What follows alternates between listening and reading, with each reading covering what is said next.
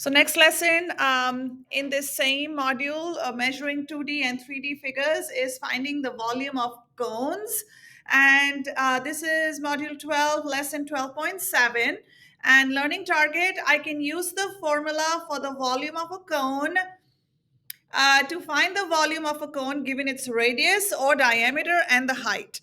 And the vocabulary word that we are going to learn is a cone. And I am going to show you the relationship between what you just learned about cylinders to that of a cone so that it helps stick in your brain as to how to find the volume of a cone. Okay, so let's first talk about what is a cone. So this is my cylinder and this is my cone.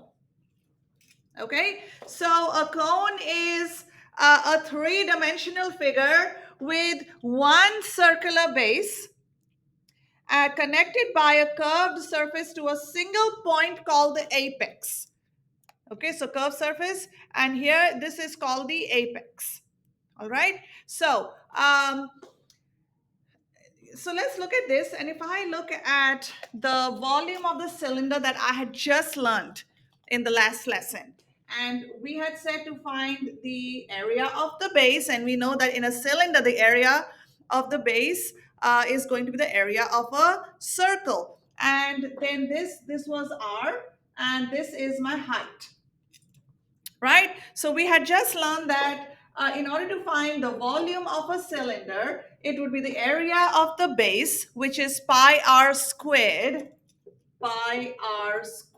which is the area of a circle, times the height.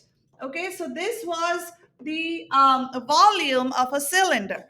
Okay, so let's compare these two. As long as they have the same base and they have the same height, which one looks smaller? The cone. Okay, so if I am looking at this, I can see that when I have the same base and I have the same height, this cylinder is 3 times the volume of this. And so, therefore, the volume of a cone is 1/3 the volume of the cylinder.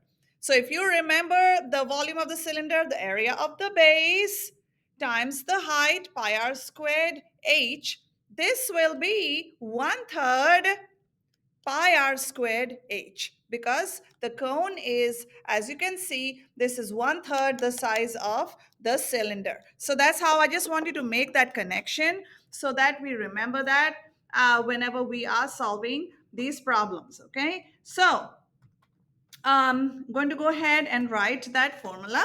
And so this volume of the cone is going to be, what did I just say? As I just showed you, it is 1/3 the area of the base times the height. So this is 1/3 pi r squared h. Okay, 1/3 pi r squared h. All right, we can also write it like this. 1/3, this is the area of the base times the height. And I just showed you the connection why it is 1/3 of this one, of the cylinder. So I wanted you to see that model so that you could understand. And if you're comparing and contrasting the volume formulas for cones and cylinders, the volume of a cone is 1/3 the volume of a cylinder with the same base area and height. Okay, so having seen this now, let's say that my cone had a radius of 3 inches. Okay, and then my height of the cone is going to be 6 inches.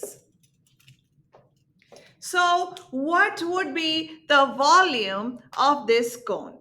So since you are given the radius and the height, we are going to use the volume formula. Okay, so volume of a cone, what did I say? It is 1/3 pi r squared h. And then all I'm doing is I am going to substitute the values. And since I am given what the radius is, what is radius? It is 3. Okay, so volume is 1/3 pi times 3 squared times height, which is given to me as 6. Now, what is 3 squared is going to be 9. So volume is 1/3 pi times 3, which is 9 times 6. Okay, and then I can simplify before I multiply. So 1 times 3 and 3 times 3 is 9. Okay, and then all I do is I multiply 3 times 6, and so volume is 18 pi. Okay, volume is going to be 18 pi cubic inches, because volume is always cubic inches. Okay, so the volume of the cone is 18 pi cubic inches. Suppose you forgot the formula for the volume of a cone. How can you use reasoning to find the volume? Well, we know the volume of the cylinder, right? Which is the product of the base area and the height. So the volume of a cone with the same base area and height is 1/3 this volume. So if you ever forget the volume of a cone, just think about the volume of the cylinder, area of the base times the height, and the cone is 1/3 of that. Okay, so just wanted to stick that in your head completely. Let's look at this problem now. Okay, and so here's the question. It is saying that a cone shaped, okay, here we go. Pull this down. All right. So a cone shaped paper cup is filled with water. The height of the cup is 9 centimeters and the diameter is 8 centimeters. What is the volume of the paper cup? Round to the nearest hundredth. Okay, so we just learned that the volume is 1/3 the cylinder. So therefore, the volume is 1/3 pi r squared h. So the area of the base times the height, and then of course 1/3 of that. Okay, so we are going to replace the values, and it says that the height of the cup is the diameter is 8. So if the diameter is 8, how much is the radius? Radius is half the diameter. So my radius would be 4 centimeters. Okay, and so now all I'm doing is substituting the values, and I know volume is 1/3 pi times our radius is 4, so 4 squared times my height, which is 9, and so volume is equal to 1/3 pi. What is 4 times 4? Is 16 times 9. And then I can simplify before I multiply. So this is 1, and 3 times 3 is 9.